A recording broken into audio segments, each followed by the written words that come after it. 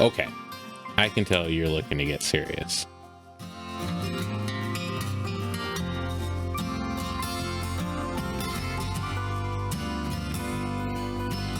But how serious?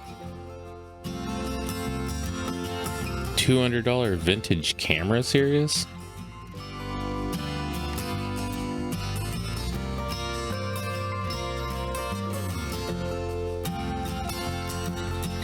I thought not.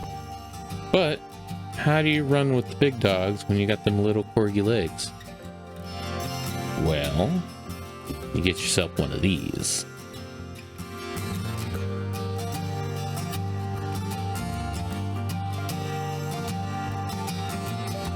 Wait, I know what you're thinking.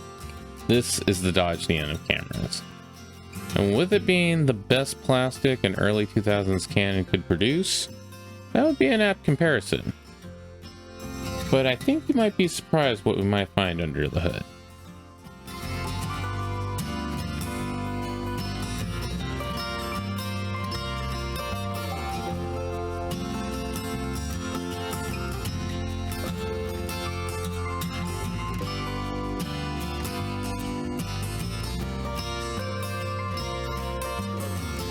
These go by a lot of different names. In Europe, they're the Canon 300 and some letter. In Japan, they're the Canon Kiss model. And in my neck of the woods, they're known as the Canon Rebel.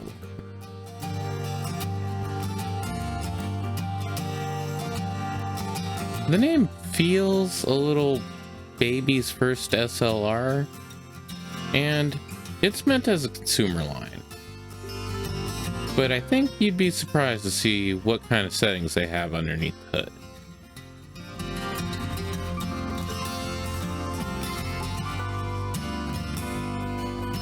Automatic drive at 3 frames a second, through the lens metering, and access to the entire library of EF mount lenses.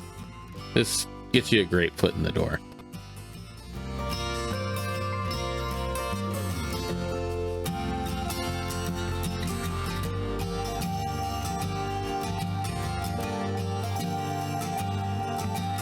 Don't get me wrong, these cameras are old.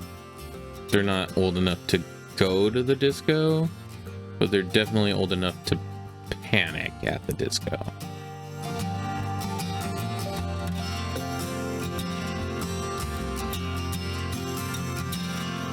Despite all that, it's got some pretty modern features.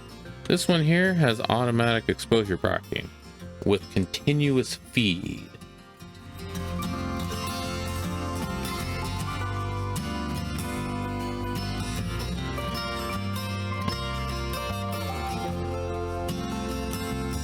So, they're not built like the old bricks. Being plastic, you have to be a little bit more gentle with them. But what they do lack in durability, they definitely make up for in good looks.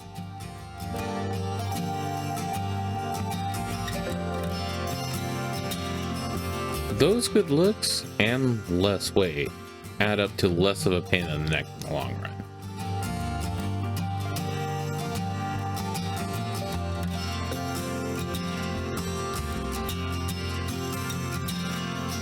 I have tried some of these older cameras, and they're definitely built to last. But I feel like Flava Flav with this around my neck.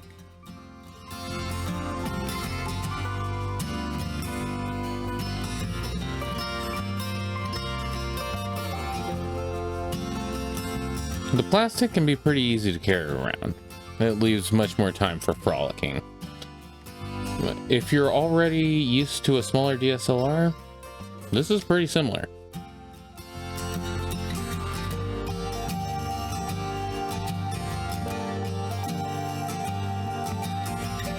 I got some shots of our director Alex using the Rebel TI out deep in the Florida.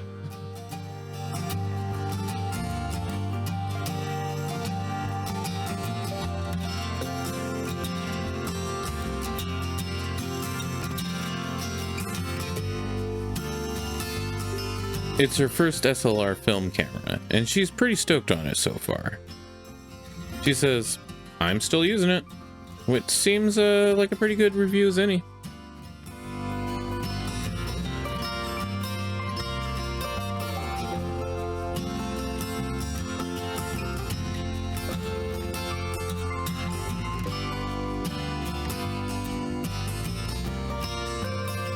Okay, it's hard to shine this pic. The silver doesn't age well. The rubbery parts are entering the grossest stage. But the lens mount is metal. That's something.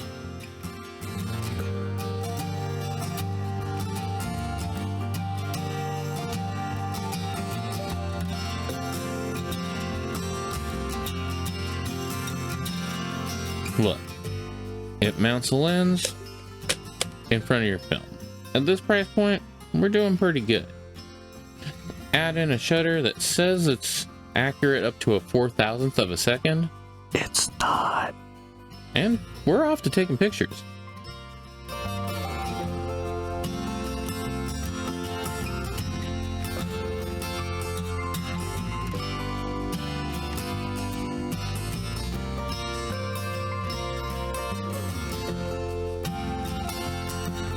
The menu is done on screen on the back, except for the Rebel 2000, which has the typical Canon window on it.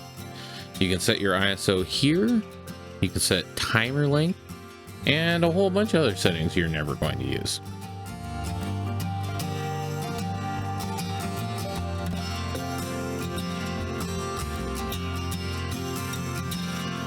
They all have their own flash. Also, they all have their own hot shoes. They have a rear or front curtain setting that you can set in the menu, or if you like to go and take those night shots.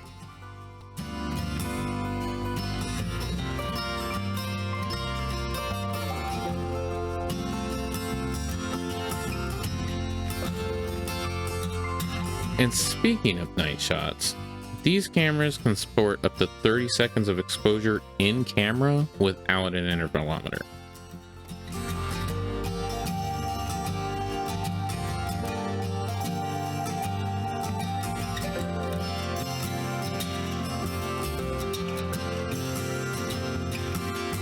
That should be enough for most things, but remember to bring your tripod. And also meter correctly. It's not my finest hour.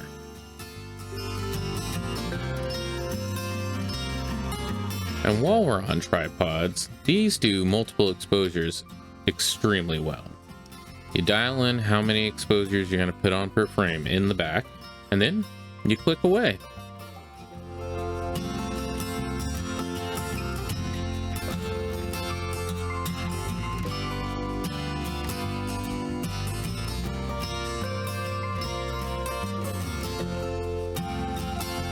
We used it to take these ghost shots. It's very art.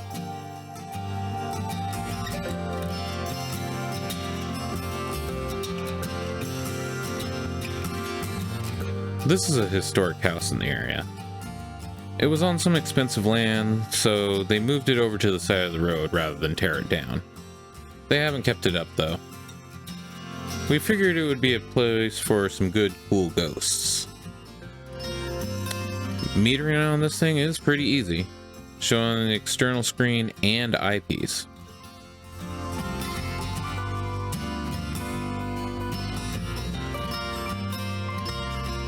Tripod shooting is a lot easier when you don't have to smush your face against the camera to get the exposure rating, especially when you're doing something sensitive like double exposure.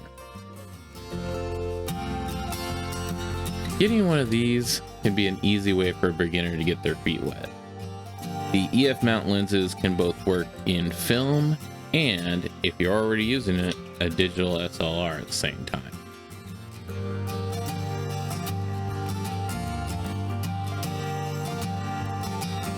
EF mount lenses mount easily to most mirrorless crop sensor cameras. and they come in a variety of price points, so we can find the lens that fits for you.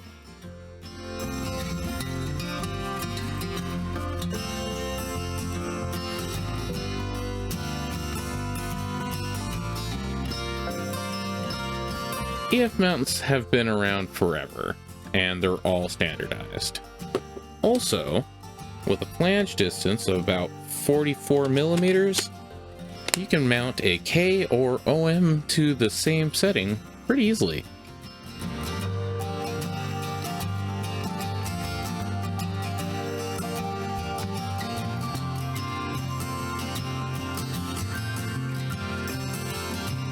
So, in summary, get a plastic camera.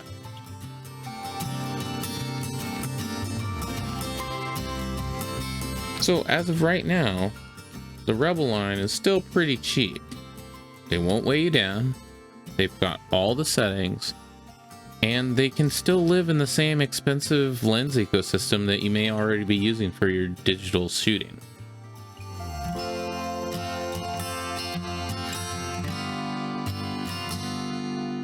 Sure, you're not going to be the coolest kid on the block, but on the negative, where it matters, you'll get what you want.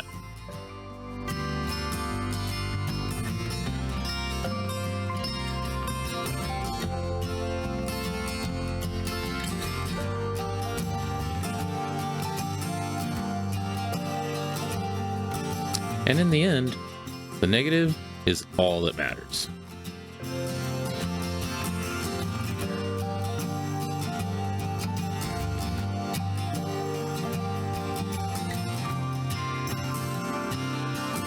This is a smart way to get one.